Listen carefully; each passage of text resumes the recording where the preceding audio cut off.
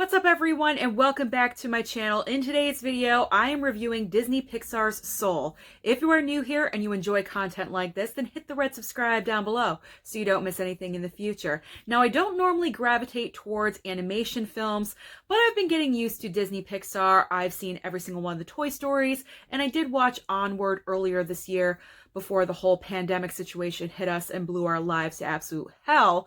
So when I heard about Soul, it was getting a lot of buzz, a lot of hype about it. Plus, this weekend with having Wonder Woman 84 and Soul, what better way to spend your Christmas weekend, right? So I sat down last night and I finally gave it a watch. And I do have to say, even though I enjoyed it, I did not enjoy it as much as I thought I was going to. And then I was comparing what I was hearing a lot of other reviewers tweeting on Twitter. And I was like, really? So let me talk about this really quick. So what is the plot of Soul? Well, Soul is about a guy named Joe, and he is a middle school band teacher. It's not his ultimate goal in life. He wants to be a jazz musician. That is his ultimate dream. It's what motivates him and drives him. It is his life. And finally, he gets a gig in a jazz quartet.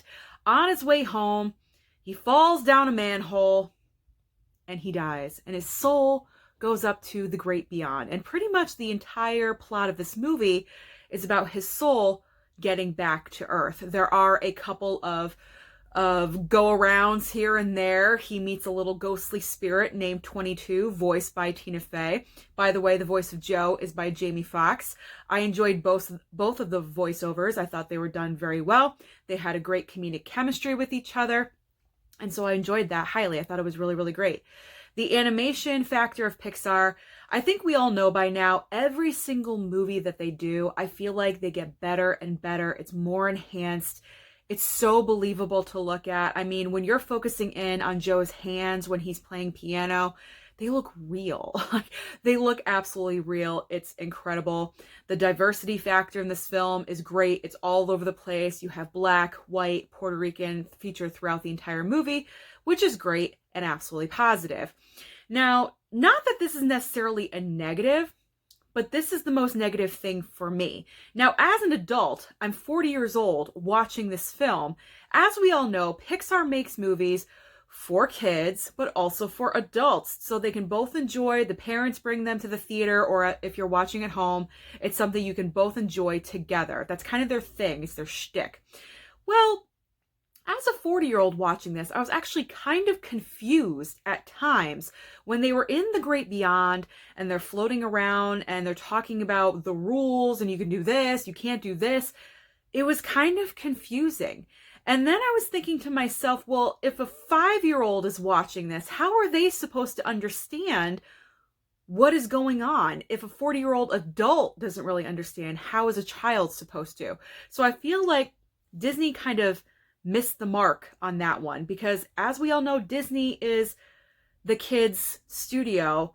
The kids are your audience, your main focal point, but I feel like with this movie, we kind of got off track a little bit and made this more for adults rather than children. And I don't necessarily have a problem with that, but you're missing your target audience. So I felt like that was the drawback of this film. There really isn't anything negative. It has a positive message at the very end, which pretty much is live every day as if it's your last. Don't take anything for granted. Appreciate what you have. I got all of that out of the lessons from Soul. And so getting back to my comment earlier about people commenting on Twitter and what they're saying, I was seeing people saying that they were crying for days, that they cried from beginning to end. I didn't shed one tear. And I'm thinking, do I have a cold heart because I'm not shedding a tear? I don't know. I enjoyed the film, but I didn't necessarily have to cry my eyes out from beginning to end. I'm not sure. I don't know. I feel like those people are maybe getting into the overhypeness of this film. I do have to say, at the very end of it, I was like, that was a good movie. But I don't understand the overhype of this. People are saying this should be nominated for Best Picture. People are saying that this should be recognized for a whole bunch of awards. And I'm thinking, okay, Best Animated Feature, probably, yes, absolutely. But other than that, no. I don't think this is Best Picture quality. I feel like your emotions are kind of directing you in a weird spot. I don't know. I mean, if that's how you feel, that's how you feel. I just personally didn't get that from Soul. But at the end of the day, I enjoyed Soul. I'm glad I watched it. I don't know how much of a rewatch it is for me personally, but I liked it. It was good. I have to say, it was better than Wonder Woman 1984.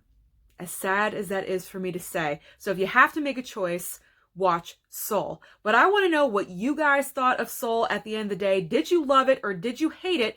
Don't forget to like and subscribe, and I'll see you next time.